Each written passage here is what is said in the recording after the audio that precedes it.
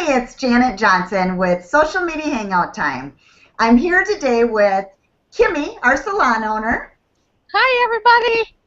and we have our special guest today, Gary Kissel. And Gary Kissel, welcome to our show. Thank you so much. I appreciate the opportunity. Absolutely, absolutely. Well, I'm excited to have you on and talk about LinkedIn because I know it's such an important platform, and the discussion today will get into LinkedIn, and how I actually connected with Gary was through LinkedIn, directly through LinkedIn, and I did not know you before, and so it's a neat way to connect with people, and I have brought on a few people on the show just through the LinkedIn connections. But the one thing that we don't focus on here is LinkedIn too much. We haven't had a lot of interviews with LinkedIn. So welcome, Gary. And I want to get into your background a little bit, but I think what I'd like to do, since I don't know you personally, I'd love to hear your story and have you explain to our viewers on exactly how you got started with teaching LinkedIn to business owners.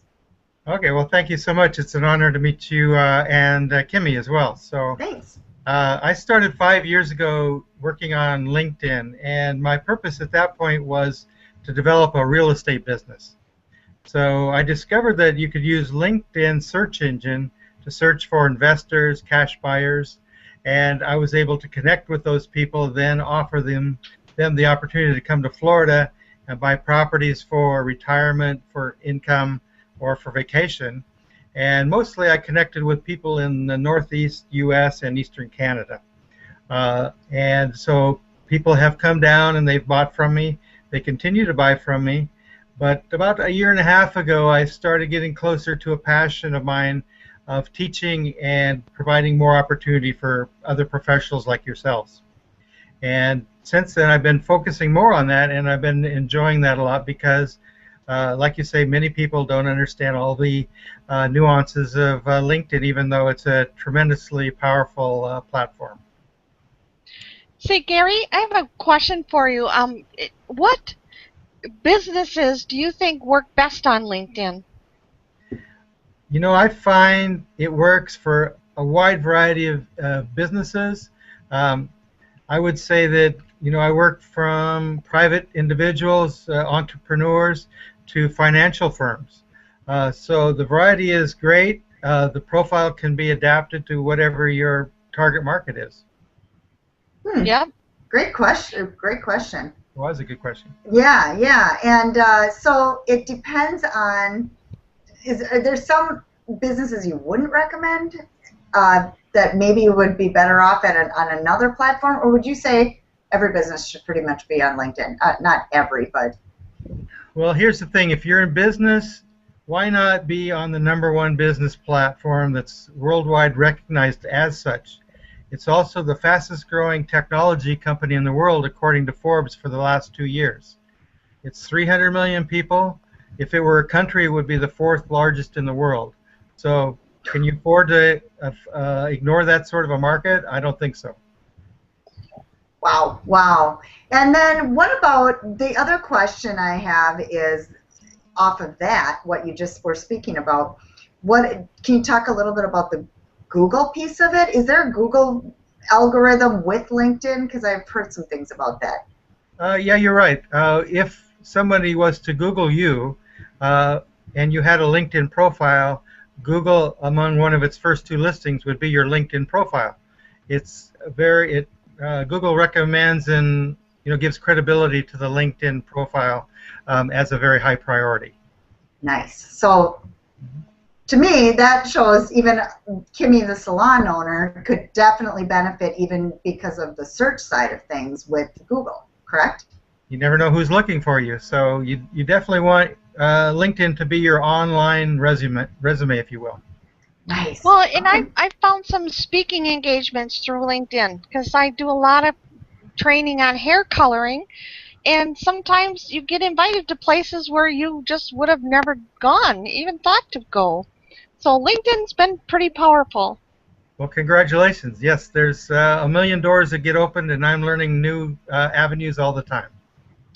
So let's go back to your real estate experience. As a realtor, how did you become so successful on LinkedIn? What were some of the things that you did? I targeted my market. That would be the main thing that I did. And I knew that I wanted to have a special niche in real estate.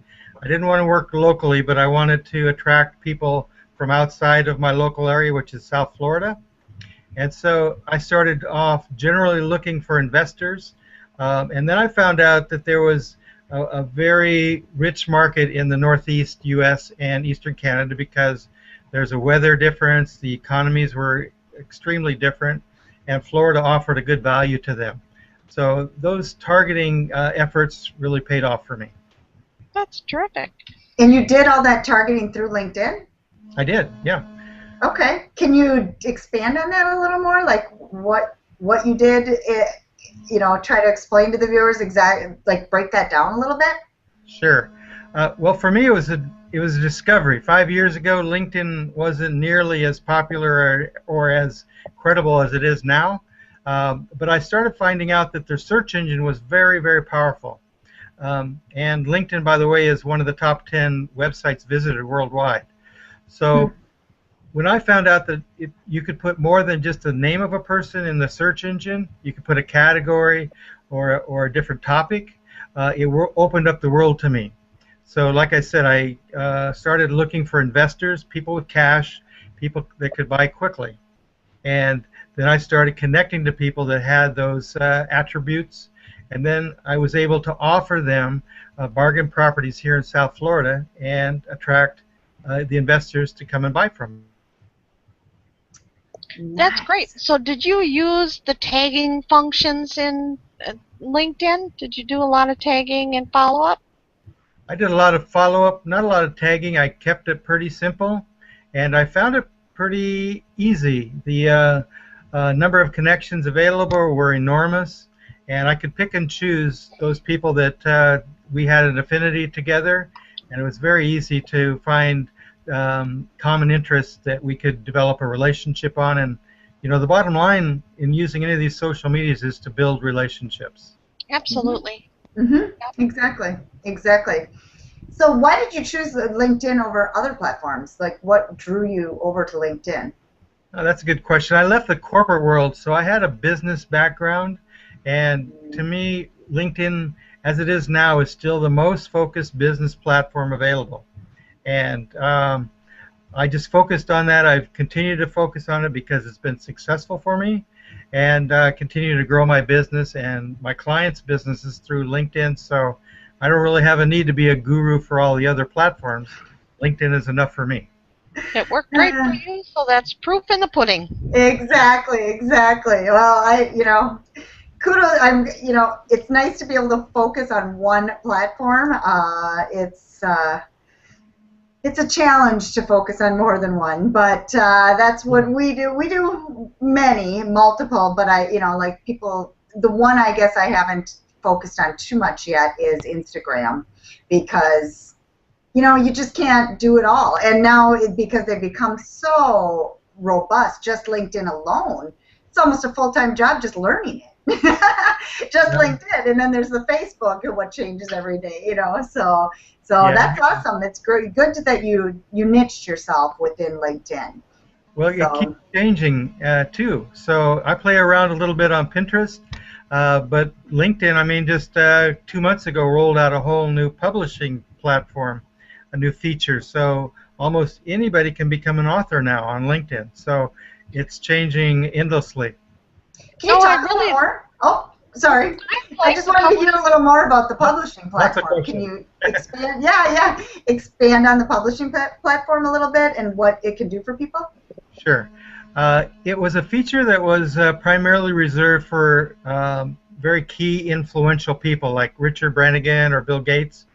And so they could post their articles and their information there, and people then could subscribe to it. But now that feature is being rolled out so that everybody can write a post about whatever expertise they have in their business or in their knowledge, and then they can post that. It becomes part of their profile permanently, and their whole network can see those posts. and it builds up a credibility. It helps establish people as an expert in their field. Great. And Kimmy, you had a question too? Yeah, and with the publisher, I've seen that you can almost do everything with publisher that you could on a blog post, like video, linking, images, so it's not just text-based. That's true, yes. And in general, LinkedIn has become a lot more graphic and video friendly in the last year and a half. So it's become a lot more dynamic and, if you will, a little more like Facebook in terms of its visibility. So profile, do you have some specific, maybe give us a couple tips on, you know, setting up that profile and what you'd suggest you really have to do? So you want some LinkedIn secrets? Yeah. I have 59 LinkedIn secrets, but I'll give you a really top 10 secret. Awesome. Okay. Cool. And that is at the top of your profile, where people see you prominently, maybe for the first time. There's a picture, then there's your name, and then there's an area underneath the name called the headline. Yep. Most people use that to talk about their position or title. I'm the president of, I'm the owner of, I'm the manager of. But if you change the mindset about that a little bit and talk about your benefits and your features, you'll be seen as a unique individual and more interesting, and therefore draw more people into your profile. The other thing about the headline is it's often underutilized. 120 characters can be put in there, so it's almost 2.5 lines of information. Very important real estate on LinkedIn. That is a great tip, and I think how many people get that wrong? About 90%. That's what I'm thinking, exactly. And I don't want to look at mine right now, but I will after this. I'm probably one of those 90. That's great. If I could just add, in general, people should make their profile client or customer focused. Yep. Too often it's more focused about themselves or their position, you know, what I've done, blah, blah, blah. That's a mistake. Love it. Kimmy, you have a question? Yeah, I just wanted to say I noticed that you had your phone number in your headline. Have you noticed the difference when you put that in versus not having it? I sure do. To me, it sends out a message that says I'm open for business. A lot of times when I try to connect with professionals, I'll find that they don't have a phone number, they don't have an email that's easily findable. So I'm forced to look at their website or sign up for a newsletter. And why should it be so difficult? Yes, my number's in the headline very prominently, so it's very easy for people to connect to me. Nice. Now, it sounds great, but I'm always nervous about that. And maybe it's because I'm a woman. I don't know. You know, it's just, I don't like to put my phone number out there because I actually use my personal number for business too. So it's kind of a catch-22 for me. I don't need the whole world calling me, you know. Well, so, did you want me to tell everybody what your phone number is, Janet? Come on. We can do it right now. No. So I don't know. I mean, that's the only thing I would say, you know, unless you have a 1-800 set up specific for your business or that kind of thing. What would you suggest there? Is that? Yeah, I would say you'd want some sort of a screening system, but you want to make it easy for people to reach you one way or the other. Absolutely, absolutely. That's a great point. Certainly nobody wants to be harassed. Yeah, exactly. Okay, well, and then we were going to keep going. Go ahead and keep going. You gave us a couple of tips. You said you had 59. You're going to give us 10. Let's keep going. I will give you another tip about growing your network. Okay. You know, LinkedIn's policy is that they don't want you connecting with people you don't know. Well, hello, it's a networking tool. So how do you do that? You do that two ways. One, by knowing the email of the person you're trying to reach. That's not always easy to do, as I mentioned before. But one really easy way of connecting with people without knowing their email is to join groups. And there's 2 million groups to join on LinkedIn, 2 million. You can join 50. And so once you become a member of a group, you can post a discussion, start a conversation, or you can connect with members of that group. Just because you're both all members of the same group, you don't need to have an email or an email to send an invitation. So that's a big tip. You can grow your network really quickly that way. Great. Love it. Love it. So the groups, and then that way you can connect. Does that make it a first? Does that make it a first connection, second connect? Well, you're actually, you don't have to put in the email is what you're saying when you're connected to them in a group, correct? You'd be connecting with your level 2 and level 3 contacts. Okay. Because Okay. you would use it for your level 1s. Perfect. Love it. Okay. Well, let's keep going. What's your next tip? Well, let's talk a little bit more about groups, Okay. because we talked about how many there are, but the size of them varies greatly. There could be 10 people in a group. There could be 100 people in a group. There could be 100,000 people in the group. There's a social media group, for example, that has almost 900,000 members. 900,000 members. That's a lot of people, but is that the actual group you want to be participating in? Like for us, should we participate in a social media group, or should we participate in the groups where our clients are going to be? Depends totally on what your target market is. Yep. I would think you would benefit from the exposure of 900,000 people. However, Show. you can have a For mixture. sure. You can have a mixture of interest and targets where your customers are hanging out. I'd recommend some diversity in the choices of your groups. Love it. Yeah, because you can learn from your peers too. So it can be a learning experience. Like one that I really like is Social Media Examiners. They've got a large group, and it's peers. So that's a great question though, Kimmy, because you want to mix it up, is what you're saying. So do some of your target market and some maybe peers where you can learn and teach and get to know other people. Right. That Kimmy's pretty savvy there. Hey, I've been working on this, I tell you. Yeah, I can see your hair growing.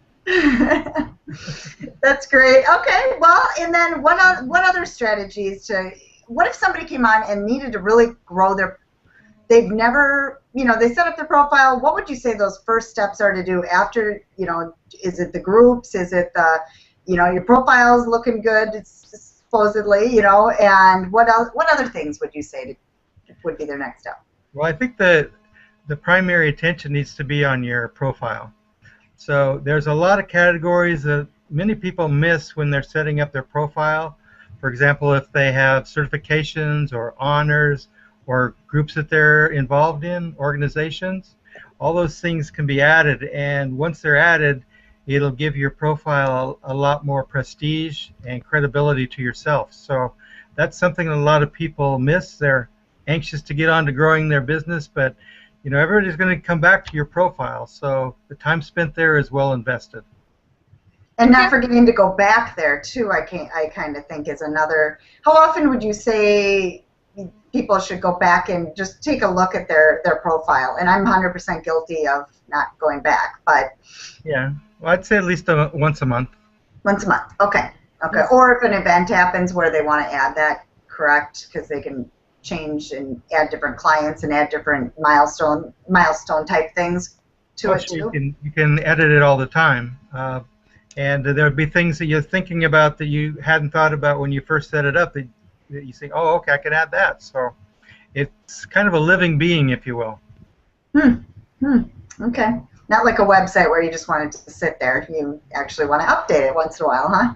That's exactly true. And you want to change up your headline and change up some of the pictures you have so that it's always dynamic and exciting.